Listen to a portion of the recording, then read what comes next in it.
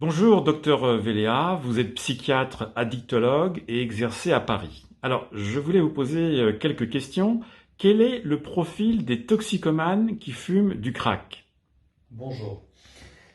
Tout premièrement, on parle d'un profil du toxicomane tout court, mais surtout maintenant, on parle de l'usager de crack ou toxicomane à forte dose avec le crack. L'image ancienne, toxicomane, milieu pauvre, désinséré socialement, population immigrée, population marginalisée, a beaucoup changé parce qu'on se retrouve avec le crack comme sujet chez des étudiants, chez des gens bien insérés socialement et professionnellement.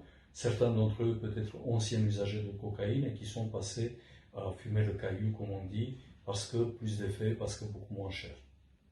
D'accord. La mairie de Paris prévoit d'ouvrir dans les prochaines semaines de nouveaux centres d'accueil, de salles de repos dans plusieurs arrondissements parisiens. Et quelle différence faites-vous entre centre d'accueil, salle de repos et salle de shoot? Est-ce que c'est la même chose? Si on peut revenir sur un champ sémantique en cherchant un petit peu quelles sont les grandes différences. L'idée, c'est franchement, si on veut réellement faire un travail qui amène ces usagers-là à un statut de malade, un statut d'usager, de citoyen, quoi que ce soit leur origine, qu'ils soient français ou qu'ils soient immigrés ou en situation illégale, il serait bien d'ouvrir des centres de soins avec possibilité d'accueil, avec possibilité de consultation médicale. Pourquoi pas, si c'est dans un cadre hospitalier sécurisé avec des médecins et avec des soignants, aussi un lieu de shoot propre en leur apprenant aussi les manières hygiéniques et tout ce qui est protection. Aujourd'hui, il existe à Paris une salle de shoot dans le 10e arrondissement et cette salle de shoot crée un total rejet de la part des riverains. Pour quelles raisons, selon vous? La création de cette salle de shoot a été faite un petit peu historiquement de ce qu'on peut se rappeler, sans aucune concertation ou des concertations un peu de style ping-pong entre la mairie ou entre la préfecture de police de Paris, mais sans prendre en compte ni les riverains, qui sont quand même des gens qui sont impactés en première ligne, ni prendre en compte l'avis des soignants ou sollicités à travers l'agence régionale de santé ou les centres spécialisés dans les soins, solliciter ces gens-là pour donner leur avis sur l'implantation et le suivi et sur les démarches à suivre pour les patients, futurs patients. D'accord.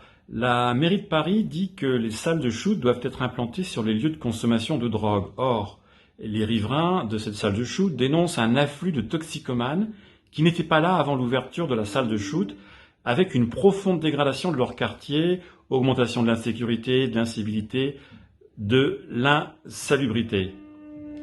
Quel est votre avis?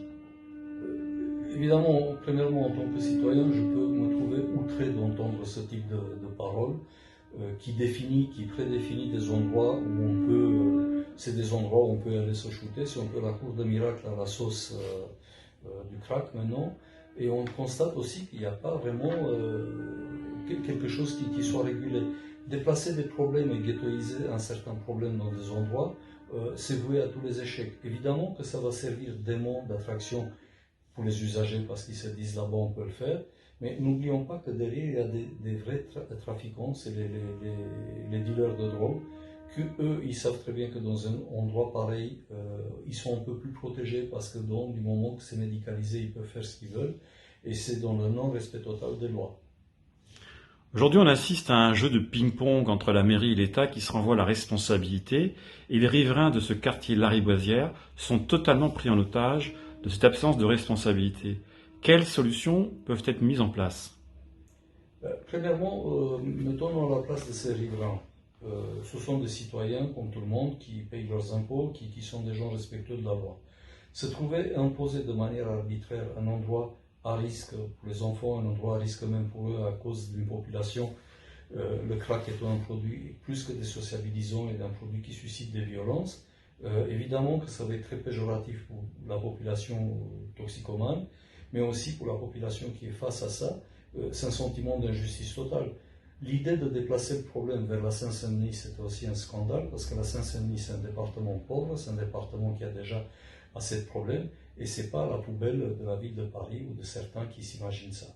Et un autre cas de figure, imaginons que demain, n'importe qui, on nous annonce que devant chez soi, il y a un endroit où on peut shooter, où on peut dealer, ainsi de suite. Je ne pense pas que les gens seraient ravis s'il n'y a pas de concertation, s'il n'y a pas une assurance d'un suivi médical. Merci, docteur.